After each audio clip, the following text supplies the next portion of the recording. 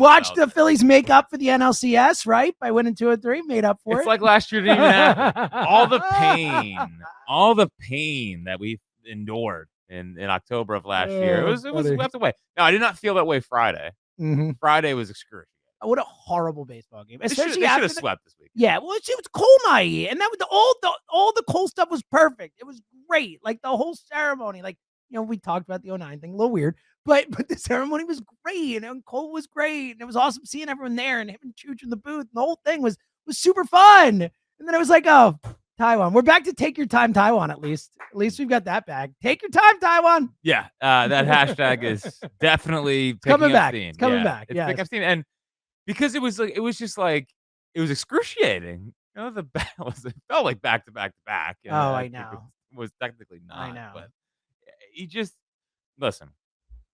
Sometimes the pitchers just lose it, and sometimes it's just a sunk cost. And he can spend as much time as he wants trying to find the splitter in the bullpen.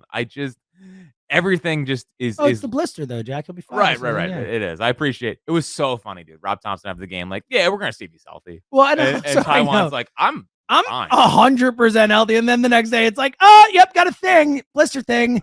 Yeah, blister. I love this. Is definitely it. Well, my favorite line that Rob threw in there, I think it was on Saturday when he threw in the little we think the blister might have been the reason he's been struggling to begin with, or some version of that. It was like, come on, man. Even though 3 starts ago, come on, his best start of the season in London. London. So the Londoners, they saw the best pitcher they did. Here's my question for you: take the whole weekend series. Worst pitcher we saw, because I'm not sure which way to go. Was it Taijuan Walker or Tucker Barnhart? Because pretty close. It was pretty close. I mean, it felt like I was kind of watching Taijuan Walker when Tucker was lollipopping it in there. I appreciate Tucker Barnhart because you know what he did? Gave David Dahl 2-run blast. He let David Dahl heat right back up. Dude, he's slugging over 500. I'm just saying, no big deal. The dollhouse, baby. The dollhouse. So the Taiwan thing is again, I think we know where this is trending. They're gonna have to they're probably gonna have to cut him because or attach a prospect to him and trade him away. Sure, but even if it's not even they don't want to eat the money. It's not even about at a deadline this year. It's more about the offseason. They can get through this season with Taiwan. It's fine. Yeah, look, he will not be a part of the playoffs. He won't be a part of the playoffs. He will be irrelevant in the playoffs. And then I think in the offseason they're gonna have to do something because where this organization is heading pitching wise, you're gonna have your 4. We'll get to the Sanchez extension. Ranger is going to be here. Hopefully they can get an extension done with him. But either way, he'll be here next year for sure. 100%. And then there's Painter. Yeah. And you're not keeping Andrew Painter out of the rotation. Well, yeah. And that's not even talking about all the other guys that you got, the Clausens and the other people who are, low, but still down the road and all this stuff, that especially the point of this. And we'll get to the specifics of the Sanchez deal, but just thinking about it in a macro sense, you've got Wheeler for the next 5 years, 4 more after this or whatever, signed. Nola, another 6 years after this, signed. Sanchez now through up to 2030, signed. Mm-hmm. You sign Ranger, which I think they will get a deal done. Bowden reporting they're talking to him. It just and I know Ranger has made himself a lot of money. He sure has. And it would be maybe smart for him to see if he can get to the market. I think they will figure out a way to get it done. If they do, I mean, you're talking about and again, injuries happen. You can never have enough pitchers, but theoretically going into each year for the next 5 years, with 4/5 of your rotation set, no matter what, monetarily speaking, especially that it's Painter for sure for the 5th if he's here. But it's the point being that you're really limiting that, need for starting pitching outside of the overall you always need it. Which is boring, not your thing. This is very surprising. Because I really there's so many pitchers that I want to bring in and see if we can fix, but we don't need them. So listen, all right, we'll get to the Diamondbacks. Mm-hmm. But can we talk about the future of this rotation for 1 second? Yeah, I think we already are. I know. I think that's what we're doing. It's just sick, dude. Yeah. It is sick. Chris Sanchez has pitched to an all-star caliber. The Phillies and Tucker. The second best ERA in the National League. Tucker tweeted this yesterday. I know all 3. I know. They have the top 3. I know. They have the world to be living in. I love seeing when Tucker throws one out that gets some traction. Oh yeah, because he's good with the facts and the little. Every once in a while. Yeah. Every once in a while, you catch heat. Yeah.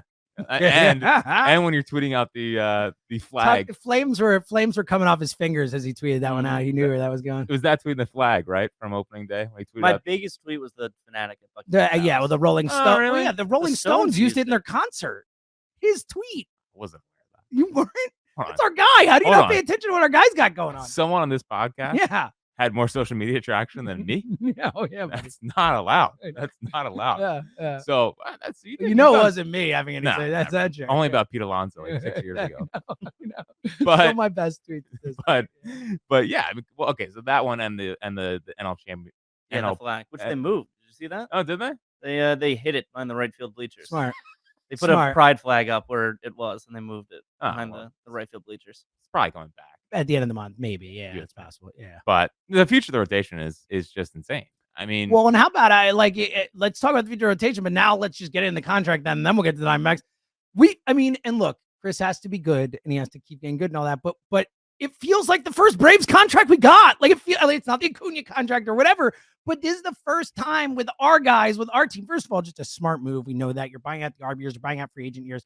But when you look at what the actual money is, it's like, how did he sign this? I know you get a little bit of, not a little bit, a lot of security. You go from making hundreds of thousands to millions of dollars. That's a massive thing. But like, what a contract for the Phillies. I mean, if he's anything close to the guy we're seeing this year, it is a home run contract. Well, and just the fact that he came to them, I thought was really fascinating. Like, I guess it's before. Yeah, sure, man.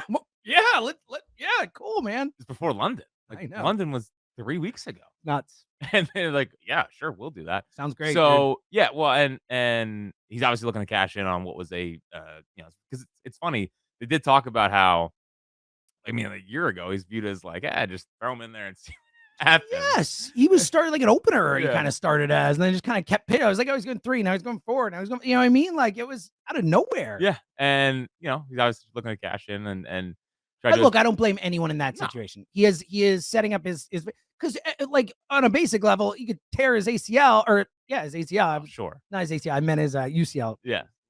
You could tear his UCL, and then he's not going to make that kind of money. It's out for a year and a half, whatever. Mm-hmm. Like I get the wanting the security, but from the Phillies' perspective, like what a great deal. Well, and then he shoved right after that. Well, yeah, he was great. Yesterday. He was awesome. I've been his best. He's had a lot of really good starts. That was like from pitch one, because usually, well, especially coming off the wall, like the weekend we'd had, it was like, yeah, dude, go out and shove. Because Chris Sanchez, it seems like wants to start, like pitches his way into trouble, and then like finds his way out of it. And that didn't happen yesterday. He was just like money from pitch one, so he's dominant. But I am curious. I just can't envision Ranger ever not being a Philly. Me too. You know what I mean? So like, because when the Sanchez contract came down, I was like, man, they're paying all these guys, and Ranger, he doesn't need to sign right now because like he's pitching his way into maybe getting $100 million contract, so it's like smart. But like, are they going to be able to afford Ranger? Because you already have the first 3. You have Painter coming. Is it like a luxury thing right now? But at the same time, I think Ranger and the Phillies would do what it takes to make sure that he stays here.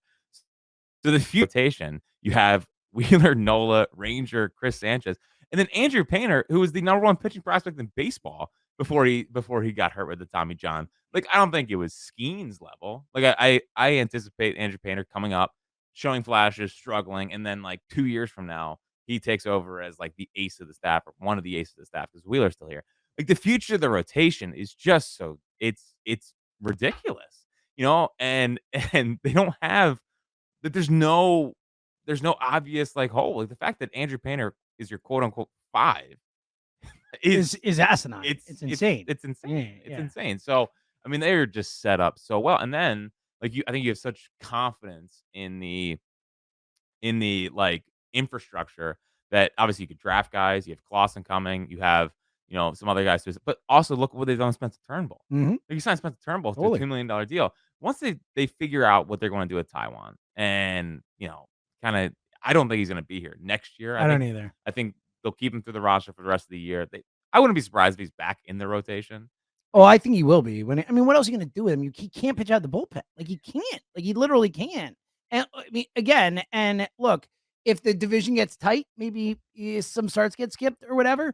But if you've got a 6, 7, 8, even 5-game lead or whatever, it probably just makes sense to eat up those innings. People might not like it, but look, and for what it's worth, I don't know his exact record as a Philly, but they've won a lot more games than they've lost when he's pitched as a Philly. It just is what it is. Taiwan, yes. I just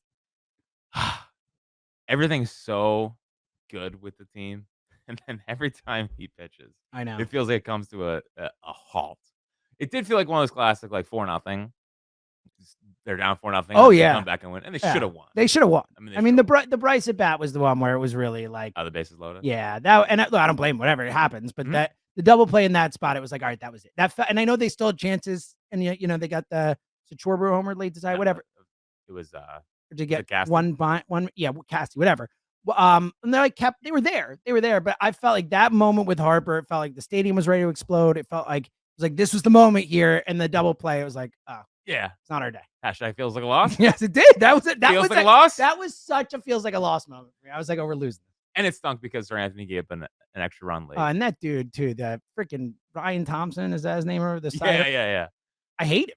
He is like, I want him to be a Philly so bad. Like that dude is just, he's freaking nasty, man. And I feel like against the Phillies, at least whenever he comes in a big spot, he's getting us out. Now Cassie did take him yard, which was shocking. Yes. Because like that kind of guy, I feel like it's impossible for Cassie to. For him, I feel like that kind of guy for him and Bohm, like Bohm with heavy sink, he just can't. He can't lift it. It just ends up being the Alec Bohm like ripping the baseball to the ground.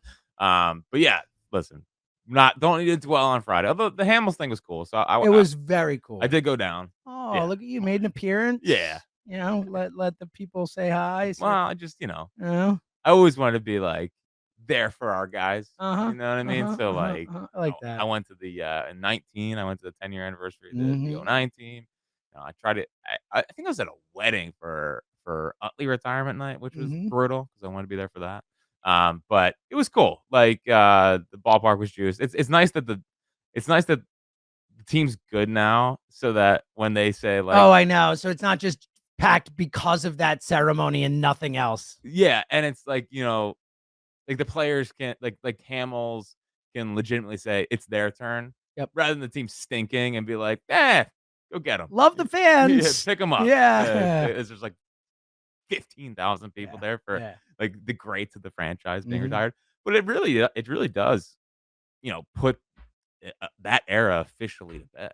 I mean, he was the last one. He's hanging on. He was trying. Yeah, he really did try. I mean, the Braves thing, obviously, then the Padres, the Dodgers in there. Like, no, I don't think it was Dodgers. No, he just never made it to the majors. He was in the minors with that's my point. He was in the minors with the Dodgers, minors with the I'm 99% sure. You could look it up. He was. I'm almost with positive. The Dodgers? I'm almost. Would you like to bet before we look it up? No.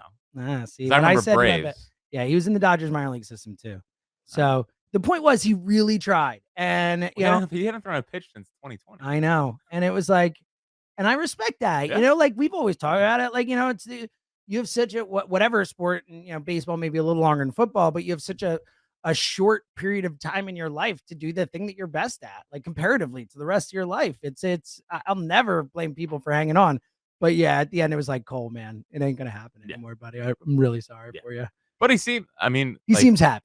He seems very content with how it all played out. And Gelb wrote the other day about how he wants to get involved in the organization. Well, you could tell when we had him on the show in London, when he came with me and Joe, like he talked about that. And he talked about like now that he's kind of he's like starting to figure out what he wants out of life. And he's like, I want to be around the Phillies. Like, I want to be involved in this. And like, and you could tell it was something that he'd been thinking about. Yeah. Well, listen, just come into the organization, teach everyone how to throw the changeup. Yeah. And then, you're good.